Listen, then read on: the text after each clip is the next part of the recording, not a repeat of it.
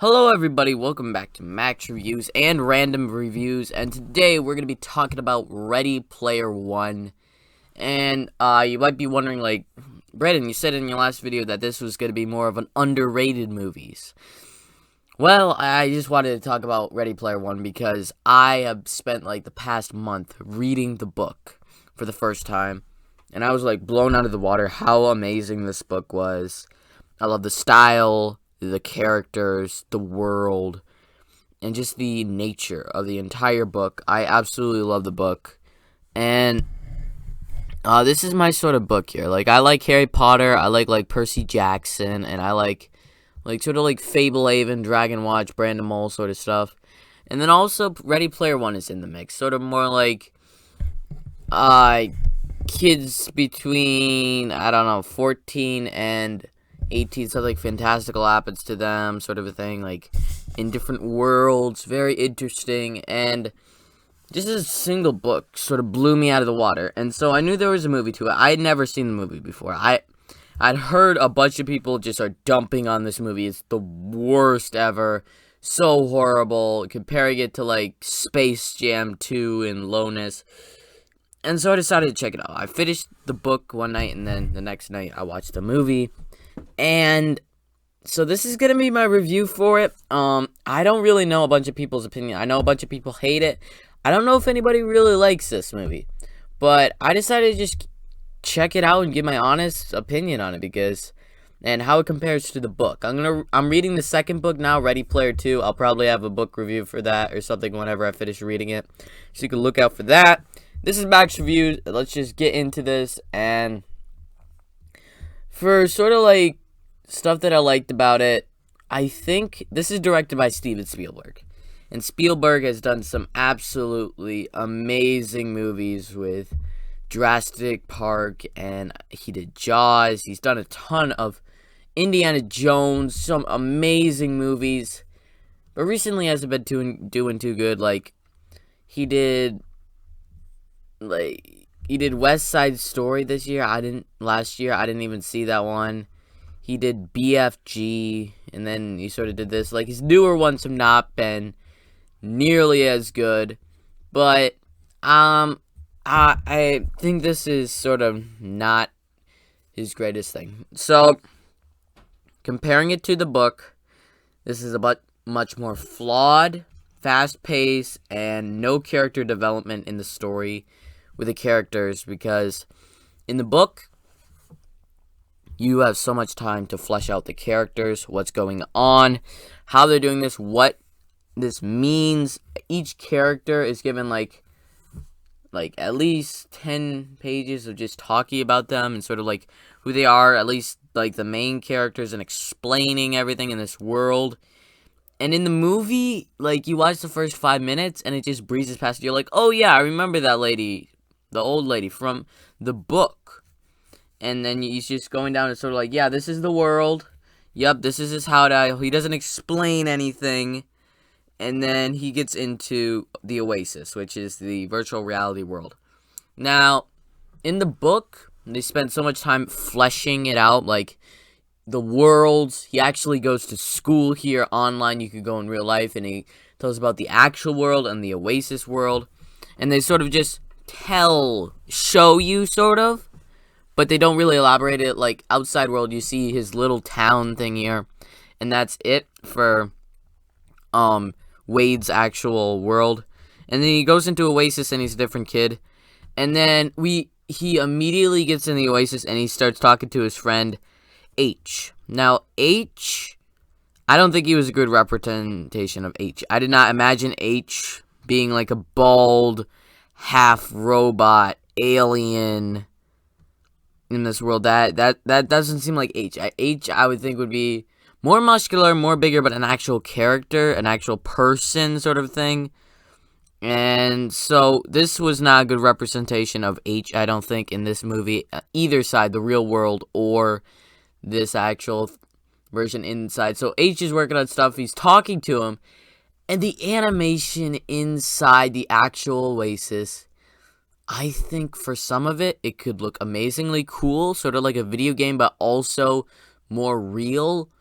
and it could also look pretty bad in times. Like, if you look at Parzel, also known as Wade, you know, our main character in the Oasis, he does not look too good.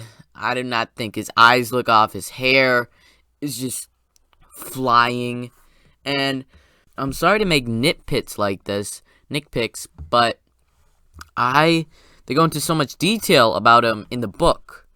And I really want to do a hard analysis and study of this movie and comparing it to the book. And then I'll get into as just this movie standing by itself. So he goes immediately after he's talking with his best friend, and then they meet up to this race where he's like, somebody found the portal to get to this race, and you gotta win the race to make it, and nobody's done it before. And he says only Gunthers are looking for it. So this is 100% different from the book. From the book, they're still looking for the location. They don't know what world it's on. So people are looking for it. It's been 5 years. And in the book, it leads to this cave, whereas this guy that you gotta beat in this video game, this arcade game, which is really cool. And that's where he meets Artemis because she's been working on it. And then he tips off H. In the movie, it's a race where you gotta go against King Kong, and you gotta go, and it shows Minecraft in these worlds, and you also see, like, just so many references to video games and stuff that I don't think that they did it right. They just crammed it all in your face, and then was like, look, you recognize that? That's from Back to the Future. Hey, look, it's King Kong. Not actually, like, sort of doing it more subtle like they do it in the books. Well, the book. So it's the race and nobody ever makes it past Kong, which I find sort of hilarious. You have thousands, if not millions of people that have tried this. Millions of people have probably tried this. Nobody makes it past Kong. You can't just 5 or 50 people just fly over Kong. But I gotta say, you can sort of tell the action and stuff, even though I don't 100% support this race or anything, I don't like how they did this, it looks beautiful. The animation that they did for Inside the Oasis, not the, like, Parzel or the individual characters, but the actual action sequences are absolutely gorgeous. Like, how has nobody said this before? And then they see Artemis on this, and they're going through all this insane, crazy stuff, and it does look beautiful inside the Oasis with all this stuff, but I don't 100% know. Like, if you're looking with the actual action sequences, they're amazing, but the rest of it is sort of no. And so they're going through, and so he goes through these old library things that, like, his art and his, like, a museum dedicated to Howell Witch or whatever, the guy that made this. And you get there, and you sort of, you have the image of him, and it's played by this guy who, I think he sort of fits the guy, but he seems so flat. And I don't think it's the actor, he just is so flat in this. The actor that plays him, I don't really know if he fits this role too well. So you see this guy, and he starts talking to these, like, there's also this butler-looking guy that I absolutely hate so much. He is just the worst. And so he is like, oh, this, and then he gives him a coin because this is the no, I'm getting it wrong. The guy says we got to go backwards really fast in the recording. In the books, instead of having a recording, they have a actual, like, a diary, a journal that the guy writes in, and that seems similar, like, the guy. And so, I gotta say, like, eesh, I didn't like this. And he's just saying backwards. So the guy, so Parzel, he goes backwards in the race, and he makes it past everybody. This is where it sort of lost me. Like, I'm like, eesh, really? Yikes. Oh, no. He goes backwards. Nobody, for 5 years, out of millions of people, have ever gone backwards in this race. That's unbelievable. That you can't get that past me. I can understand in the books, like, if there's thousands upon thousands of planets, and it could be on any of the planets, and nobody has found it in this specific planet, in this specific cave. But come on, going backwards in a race. Nobody's tried that before. Like, probably, I'd say like 5 million people have never done that. That's so unbelievable. I don't believe that. And so it just sort of montages through, like, he got the key, and then it's like, the Artemis, this girl that he likes, she got the key because she figured it out. And then he tipped off his best friend, and then these two ninja kids made it. And it's just like montages through it, and it's like, no, this isn't what I wanted. No, I really didn't like how they went with that. And so after that, we sort of go to a dance thing where Artemis and Parzel dance, and so it's sort of just we're like almost an hour, 45 minutes to an hour into the movie, and we still haven't gotten a ton of character development in this at all. Like, Parzel, main character, smart. That's about it. And that's all we get from him. I don't think any of the characters are extremely fleshed out in this. And even though the movie is over 2 hours long, it feels rushed.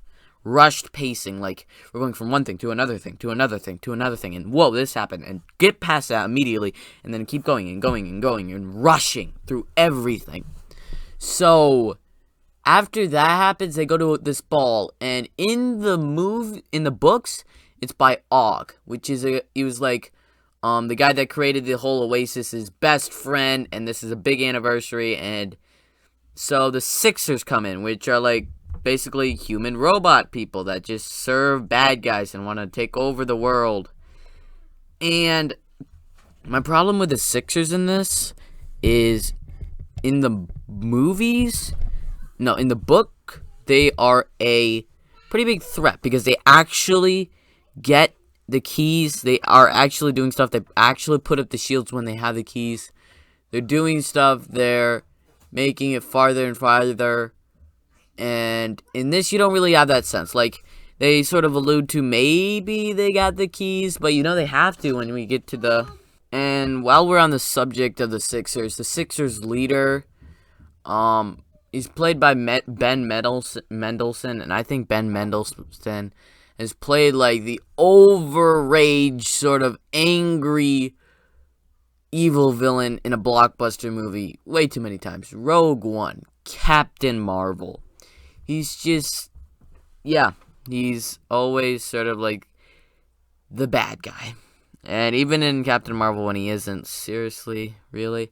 So I think his performance is just a bit too over the top-ish and maybe a bit too dumb, I think. Just in this performance. And then to get to the second key, they gotta go to this place where they gotta select a movie that he liked, and they go to The Shining. I've never seen The Shining. I know it's an extremely big horror movie, but I have not seen it. I haven't seen a bunch of like horror movie. I haven't seen any R-rated horror movie, but I have seen like smaller stuff like Happy Death Day and Gremlins. Smaller stuff, not like R-rated horror yet. I haven't gotten there yet. But The Shining, and I can tell you there's no zombies in The Shining attacking you. So it's just like out of the blue, just this stuff happens with blood rushing through the thing, and these two kids, and then zombies attacking.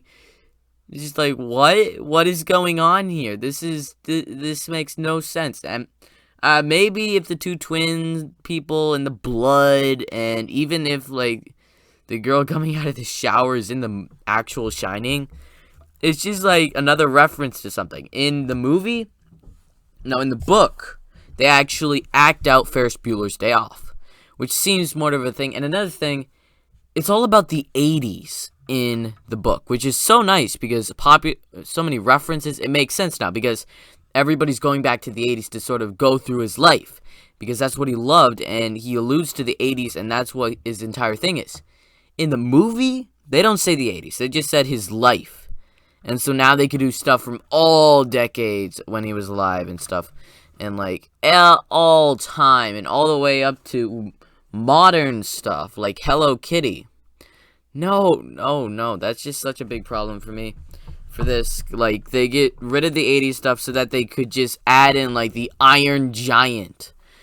That's just, they're sort of just trying to cram in all these references, and I don't like how they do it. So they clear the Shining somehow, the Shining world, and it's just like, okay, they did it. And so moving on from there, Artemis sort of, like, breaks up with Parzel, which makes sense because after the Sixers showed up at the ball thing, he's like, I love you! And she's like, you haven't even seen me. So it's like this, oh, really? Sort of a thing between their romance. He immediately is like, I love you, within, like, 45 minutes in the movie, half an hour in the movie, and he's like, I love you. And we have gotten no, like, she's a blogger. Her avatar thing looks cool. He's in love with her. No, in the book, you get, like, he has spent years listening to her blog, watching her do her stuff, and he's very just overwhelmed to see her. And then after all time, like, spending a long time with her, he actually figures this out that he actually likes her in real life, well, in the game. And so that's sort of interesting, but no, it's extremely interesting in the book, but in the movie it is just slightly. And then they sort of switch things up with instantly, like, revealing her, because we get to Ben Mendelsohn's bad guy, and he's like, I'm gonna blow up your house if you don't agree. And he says, no. And they blow up his house, and he's just like, no. And it's just like, oh, okay. It happens in the book, but it's not really more emotional, but he's like, oh no. And you actually understand this one innocent lady was there that he actually cared about. And in the movie, you see her for like 5 seconds. This old lady, and you're like, oh, who's that? If you haven't read the book, you're like, huh, what? Why is this such a big thing? He doesn't even like his aunt and uncle. They're like jerks. They're the worst. And so after that, Artemis, the actual Artemis, called Samantha, picks him up, and he finds her, and we see her, and twist! She has a birthmark on her face.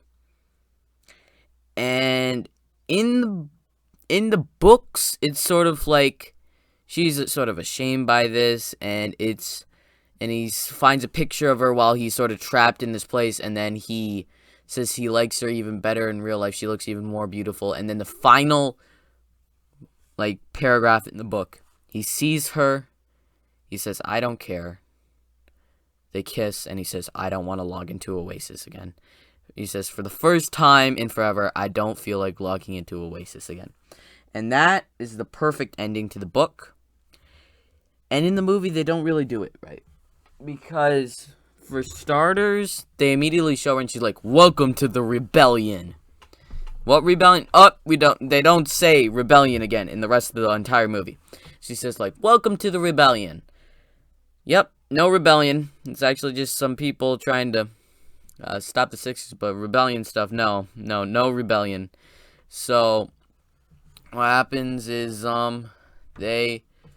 he's sort of with her, and she gets captured. He gets away, and she gets captured by the Sixers, which is another twist in the story.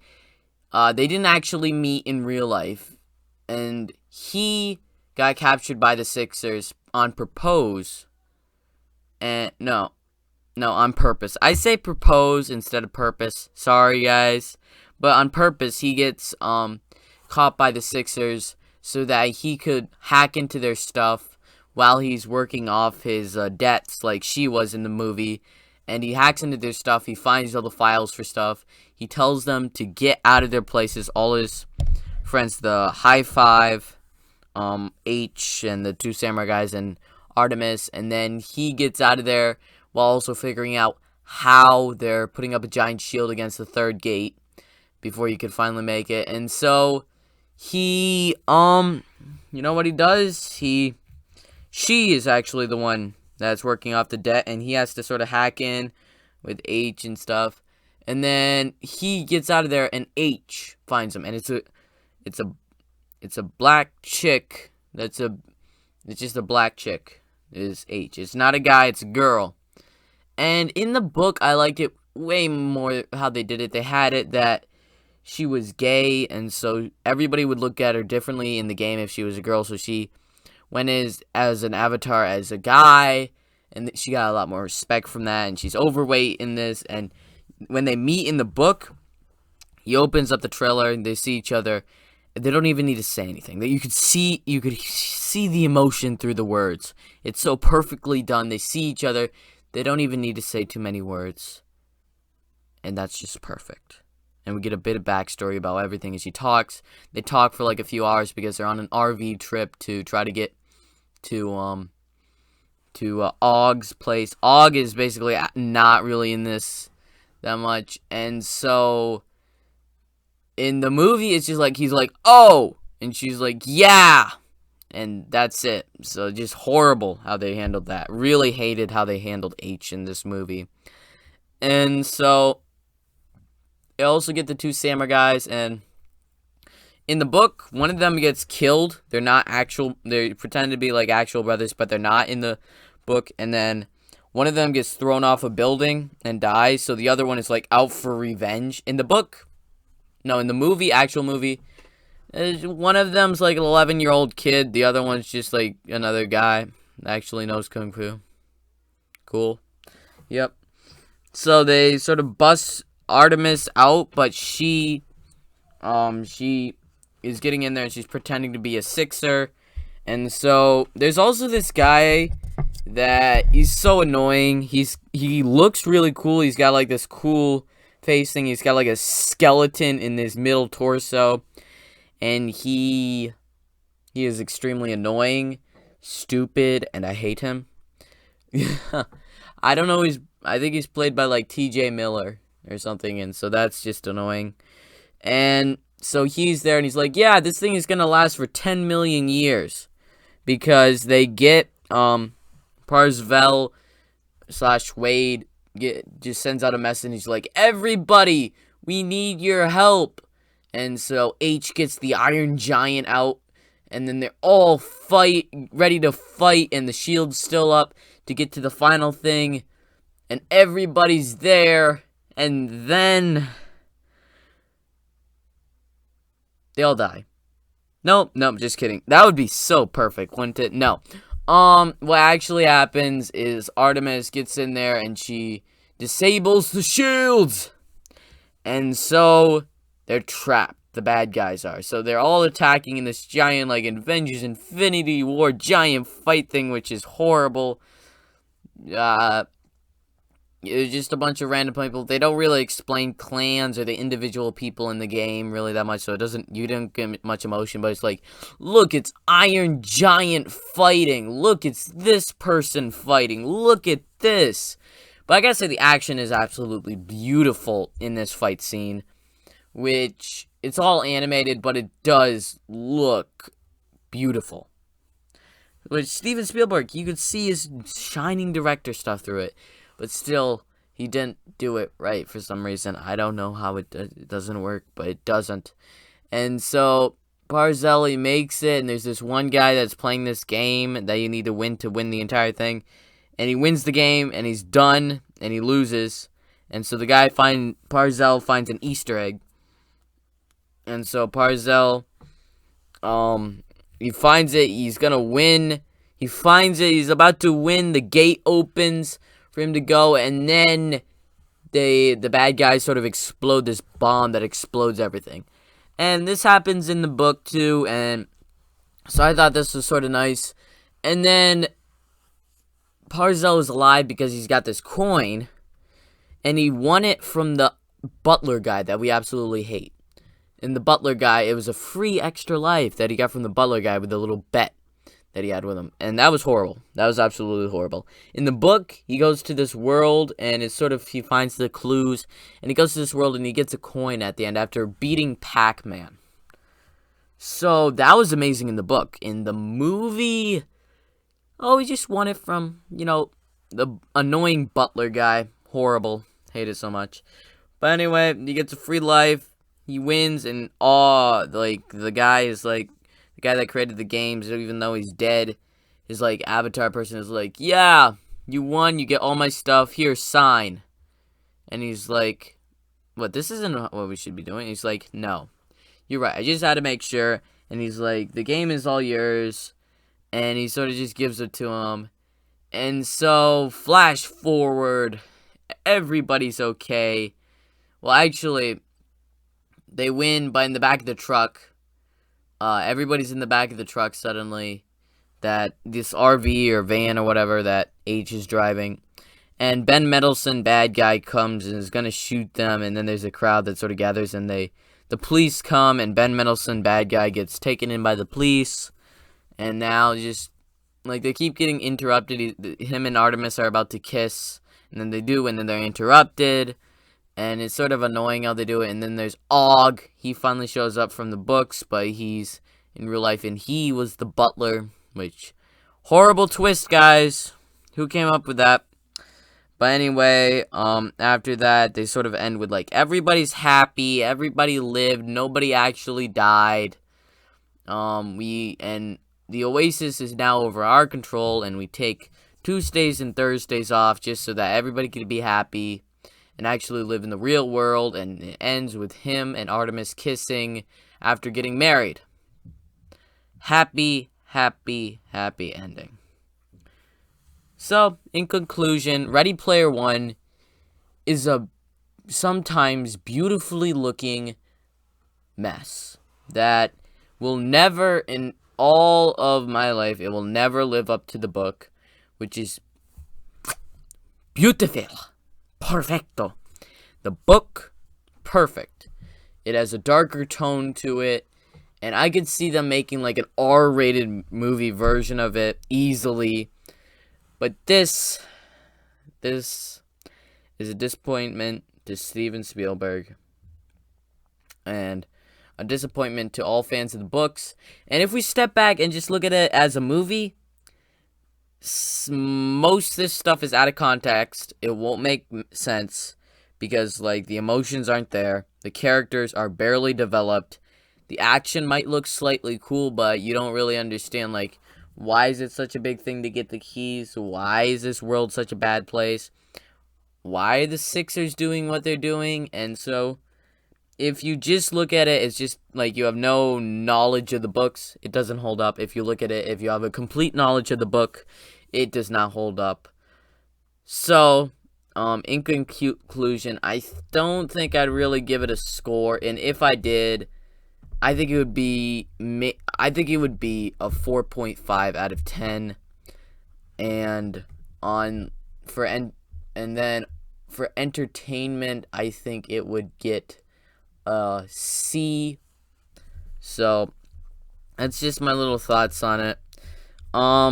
Look out for my review for Ready Player 2. It'll be coming probably sometime in February because I just started, like, the first chapter today. I don't think it's going to live up to the first book, but hopefully it's okay.